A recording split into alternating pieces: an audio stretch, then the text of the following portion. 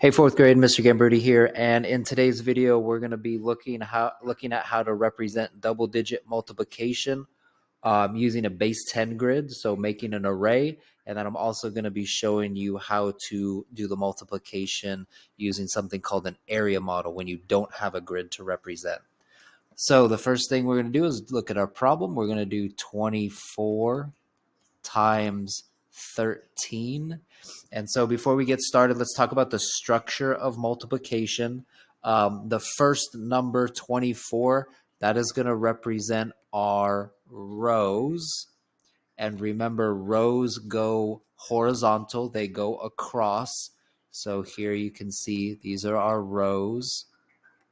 Okay, and then 13 is going to be our columns.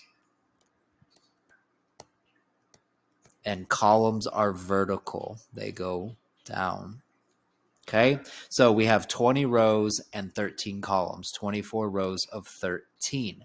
So we're going to be looking first at how to represent that on a base 10 grid. The first thing that we want to do is decompose or break apart these numbers.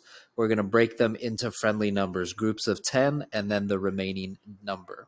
So 24 is going to be decomposed into 20 and 4. 13 is going to be decomposed into a 10 and a 3. So we're going to represent 20 rows. And so we want to think about these are flats on our base 10 grid, and flats are 10 by 10 and they equal 100. So when we think about how many flats make 20, one flat is 10, so two flats are going to be 20. So I'm going to count 20 rows. So here's 10 rows, one flat. Here's 20 rows, two flats. I'm just going to mark this and label. There's my 20 rows. And now I'm going to do 4 extra rows. So there's 1, 2, 3, and 4. Okay, so now I've got a total of 24 rows. Now I'm going to do the same thing, but I'm going to do my columns at the top. So I notice this is going to only be one flat because there's only 10. So we're going to go across one flat and label. There's 10 columns, and then we're going to add 3 extra and label. Okay, last thing is we are going to follow this all the way down, and we're going to be creating a rectangle. And we're going to take our 4 all the way across. Okay, and so now we have 4 distinct parts. We've got 2 flats. We've got this skinny rectangle right next to it. We've got a kind of a long rectangle here and a really small rectangle right there. So we've got 4 different parts. I'm going to color those parts in really quick so you can see the 4 parts. We're going to color our first part with a flat. We're going to color that in yellow. So there's our first part we can see. We're going to change the color. Let's make the next one, let's make it purple. And the second part is going to be right here. That skinny long rectangle. That's 20 rows of 3. And now we're going to show this third part, which is 4 rows of 10. I'm going to make that light blue. Here's that part, 4 rows of 10. And then I'm going to color in that little skinny rectangle. Let's make that pink right here. And that's going to be 4 rows of 3. Okay. So now that we see our parts, all we have to do now is multiply. We're going to start off with our 20 rows and we're going to distribute it to the 10. 20 times 10 is going to be our equation.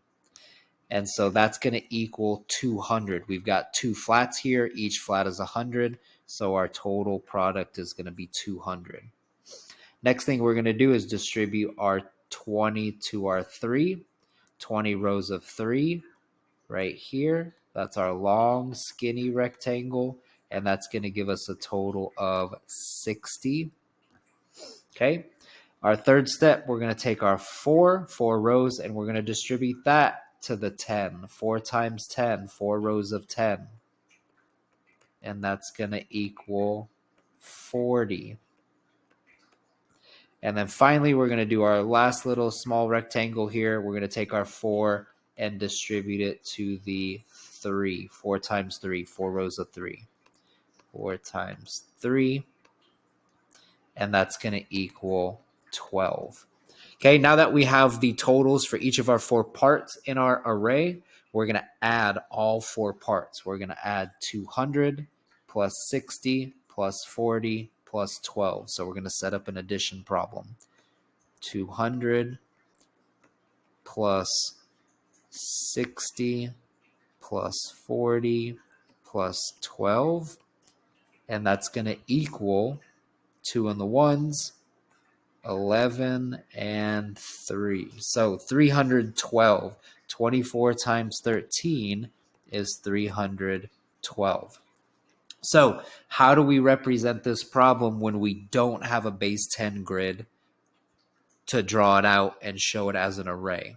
Okay, so we're going to use something called the area model. We're basically going to draw out these boxes. We're going to draw out this rectangle that we drew.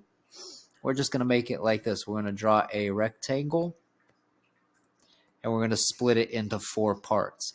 We're going to draw a vertical line and a horizontal line. So you can kind of see how this rectangle that we drew represents the rectangle on our base 10 grid. Okay, so if I wanted to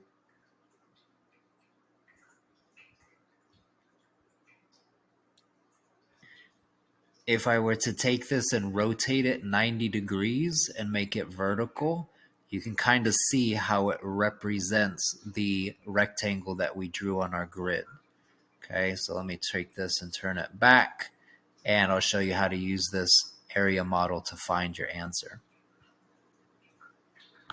All right, so we're going to label our rows and columns just like we did in the grid. This is going to be 20. This is going to be 4.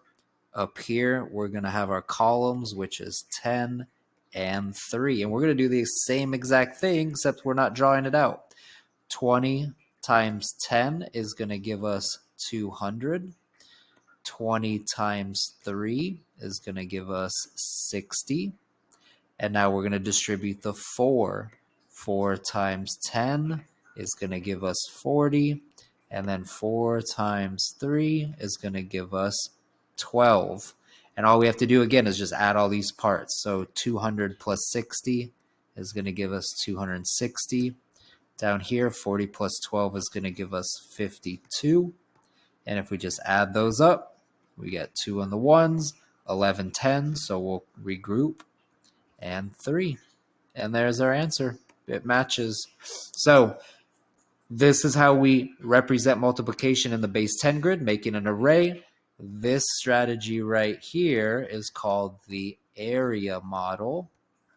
And we use this